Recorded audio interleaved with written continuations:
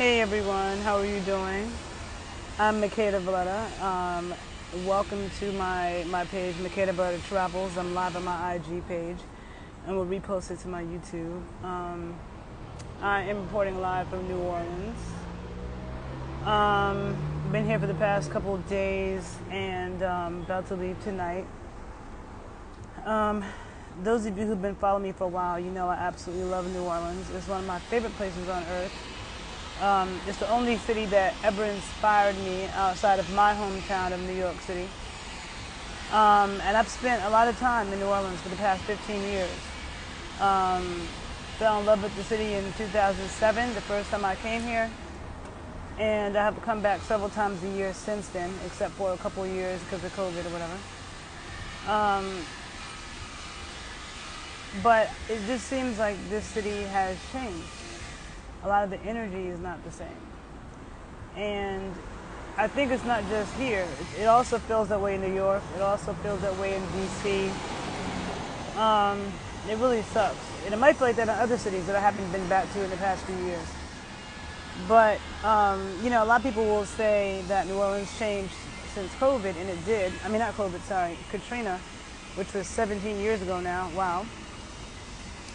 And it did, but still, it was still had a dope energy to me. But to me, the energy seems very flat. So, I don't know if anybody else noticed that. If you live in New Orleans, you frequent New Orleans, let me know. Is it just me, or do things not seem as turned and as lively as they were pre-COVID? Let me know.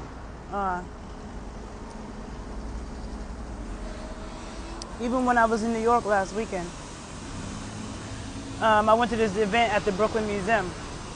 It's a big deal in Black Brooklyn, but not just Black Brooklyn. Like a lot of the so-called conscious or Afrocentric or artistic Black people in New York know about First Saturdays at the Brooklyn Museum. The first Saturday of every month they have like DJs and a bunch of events, and it's free.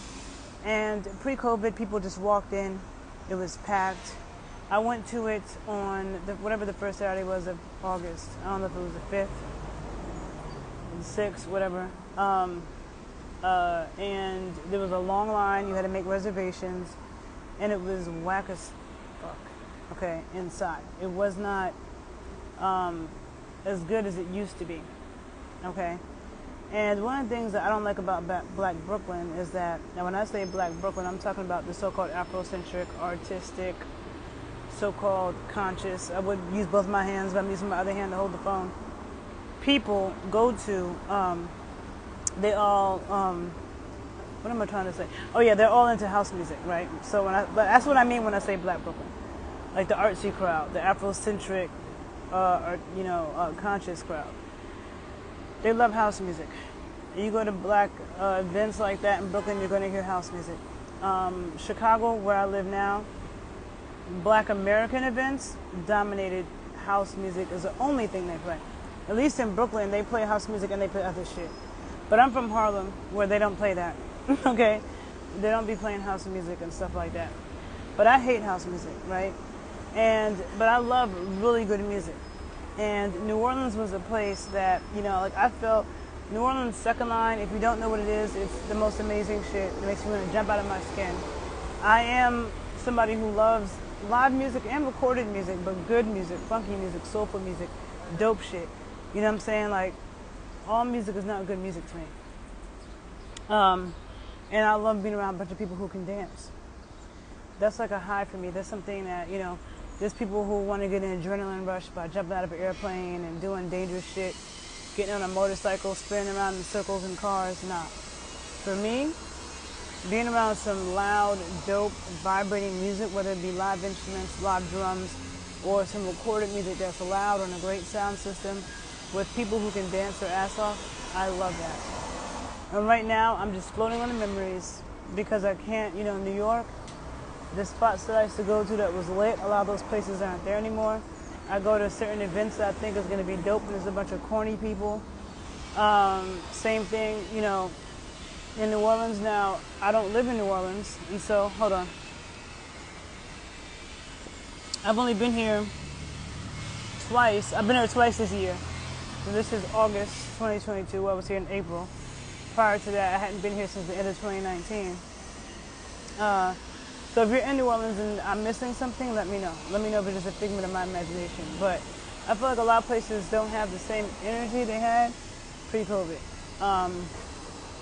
In New Orleans, it makes me sad because it breaks my heart because it's literally one of my favorite places on earth. Like I'm sitting outside right now, it's hot, it's humid. I love that humid air, okay? I love that swampy air. Maybe it's because my ancestry is from Florida, but I love that swampy air and all the beautiful plants that grow and just the whole culture down here. New Orleans is dear to my heart, just like my hometown. And I remember when I first started coming down here in 2007, and I started hearing that people were moving to this city, trying to change it, trying to stop the second line, trying to stop the musicians, trying to stop the loudness that is New Orleans, right? And it pissed me off. And I felt so passionate. For years, I wanted to move down here and organize and fight with the people in New Orleans because our music and our dances are an act of resistance, okay? Let that be known. And one of the things that has motivated my travels a lot of times, especially internationally, but even in the country, but especially internationally, has been for a long time is about countries whose music and dancing I was interested in, which is why I really wanted to go to Cuba. There was other things I was interested in about Cuba, but that was one of the main things. Also Colombia, Puerto Rico, Haiti, okay? Those are all the things that brought me to those places. Now I'm starting to travel to places like where I'm not interested in their dance and music, like Mexico, you know. For years, Mexico wasn't on my mind because I'm not a big fan of the music and the dancing, right? So that used to dictate. So this is something that I study. I am also, you know, I'm a dancer, and I specialize in dances of the African diaspora, particularly in the Americas. So Afro-Indigenous dances in the Americas.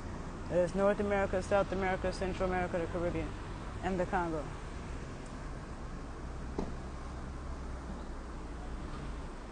Yeah, I've done videos in the past on New Orleans. Somebody said, where in New Orleans, you know, there's a lot of African and French culture mixing. Yeah, I remember years ago, New Orleans has been a place of research and inspiration for me on so many levels. I could write a book about it. Same thing when it comes to Haiti. Haitians love New Orleans people, love me some Haitians, right? And they have an intertwined history. And Chicago, where I live now, that city was founded by a Haitian. Very interesting. One of the reasons why New Orleans maintained its French feel for so long was not because of the French, but because of the Haitians. The last shipment of Haitians that came here in the early 1900s. There's a big connection between New Orleans and Haiti, but at the same time, a huge disconnection. You know, but that's a conversation for a whole nother day. I do have videos where I talk about that. But it is hot out here, and I don't want my phone to overheat and then the video stop. But I just feel like New Orleans is not the same. It makes me sad. If you've never been to New Orleans before, I say you should come visit, but I'm also going to say you might have missed the energy. And also, New Orleans can be a very lively city, but when it's asleep, it's asleep. I've been here before where it's so dead, and like quiet, like a ghost town where it's actually kind of creepy. And it's like that now. But I've been here like that, like even like right after Mardi Gras, it's like that. It can go from 0 to 100 and 100 to 0. Savannah, Georgia has a lot of Haitian culture. I was just in Savannah, Georgia. I have family there. I know about the Haitian soldiers in the monument. I didn't know they had a lot of Haitian culture. I'm going to look into that. But my ancestry is from all over there. My mother's father is from Pensacola, Florida, but his family's from Alabama, like down the road from New Orleans. I've always felt my ancestors very heavy here. But yeah, so I'm going to end that. So if you know about what's happening in NOLA, you live there, you frequent there, you got your ear to the street, let me know if I'm tripping and missing something, or if it's true that the energy here is not what it was. Okay? Let me know. All right? Let's help each other. Let's learn. And I hope you all have a great day. Bye.